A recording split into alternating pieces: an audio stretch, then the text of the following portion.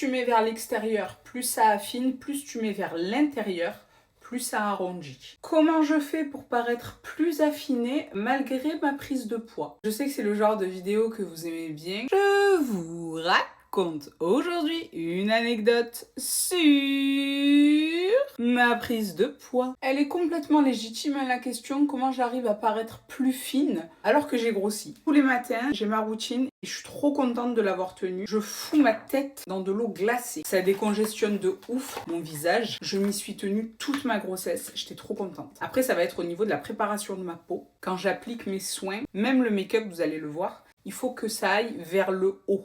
Ce qui est très étonnant, c'est que je le faisais avec toutes mes crèmes, toute ma grossesse. Là, j'ai reçu une crème de chez Lancôme. Innovation, full collagène, hautement raffermissante, effet tenseur. Donc ça tombe très bien dans mon cas de pouvoir la tester et de vous en reparler. Sauf que j'étais super étonnée quand je l'ai ouvert. Vous avez un mode d'emploi et ça se rapproche vraiment de ce que je fais. Donc je faisais des techniques de lifting sans le savoir toute ma grossesse. Je mets la dose, niveau soin, pour avoir déjà cet effet lumineux. Je vais jouer avec les ombres et les lumières. En général, je vais boire mon café le temps que le soin il absorbe bien. Les matins où j'ai pas le temps, je fais sécher pour bien que ça pénètre. Et dans mes petites techniques de beauté, je mets de l'highlighter en poudre avant d'appliquer une texture liquide. Ici, c'est le Prada en teinte light. Il va pas être trop pigmenté, il va pas être trop pailleté.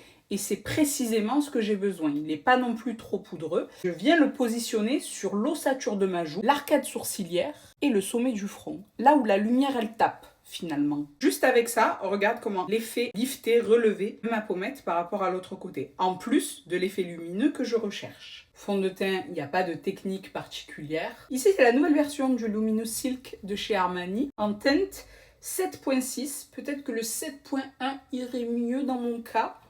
Quoique non. Et ensuite, je finis à l'éponge. Et là va entrer en jeu la partie intéressante où vraiment je triche pour donner l'illusion de paraître plus affinée. J'applique un anti-cerne qui va venir englober toute mon imperfection. Je relève au niveau du coin externe. Le CC+, Full Coverage de chez It Cosmetics. Il y a du SPF à l'intérieur. Tu vois, je relève. Ensuite, c'est là où ça nous intéresse, je pars du tragus qui me sert de repère et je redescends. Cette étape-là, tu dois la faire face à ton miroir. Tu peux pas la faire sur le côté parce que sinon tu vois pas comment tu vas t'affiner. Naturellement, le bronzer, on aurait tendance à le positionner ici. Dans le cas où tu veux t'affiner, c'est au-dessus de là où c'est dur. Au lieu de le mettre là, je viens le positionner là. Limite au-dessus de mon tragus.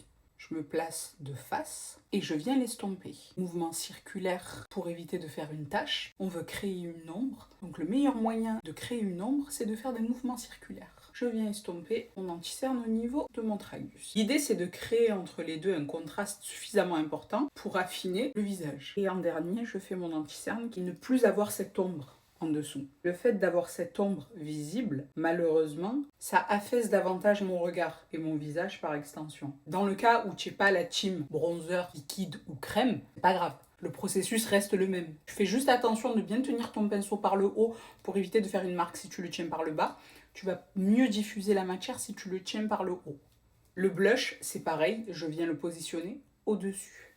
Je l'estompe immédiatement. Alors je me mets de côté de sorte à ce que vous puissiez voir ce que ça rend. Mais sachez que cette étape-là, si vous voulez, elle fonctionne bien, l'effet bien lifté, il faut que vous soyez de face. Arrivé à cette étape-là, tu es censé voir déjà une différence entre le côté affiné et le côté qui ne l'est pas. L'étape qui fait tout, dans mon cas, c'est le baking. Donc, le contouring, déjà, il affine mon visage, mais alors le baking, ça vient le sculpter d'une manière. Si vous avez une carnation qui se rapproche de la mienne, c'est la Hyper Blur All Hours de chez Yves Saint Laurent en teinte 02. Légèrement jaunâtre. Je prends la dose sur la houppette, je pars du tragus et je descends en pente jusqu'au niveau de ma lèvre inférieure. Là, tu vois, instantanément, mon visage paraît plus affiné de ce côté que de celui-là. Toujours dans cette quête d'étirer mon visage, j'en mets légèrement au niveau du coin externe vers le haut. Et en retirant, je vais garder un léger filament qui va créer cette ombre et accentuer l'effet affiné de mon visage. Mouvement circulaire, un gros pinceau poudre idéalement. Voilà mesdames, maintenant vous avez ma technique pour paraître plus affinée. J'ai trop hâte de lire ce que vous en pensez dans les commentaires. Ah, ça sent les glosses comme quand on était au collège. On commençait un peu à se maquiller, j'aime trop. Très très belle la couleur, canon.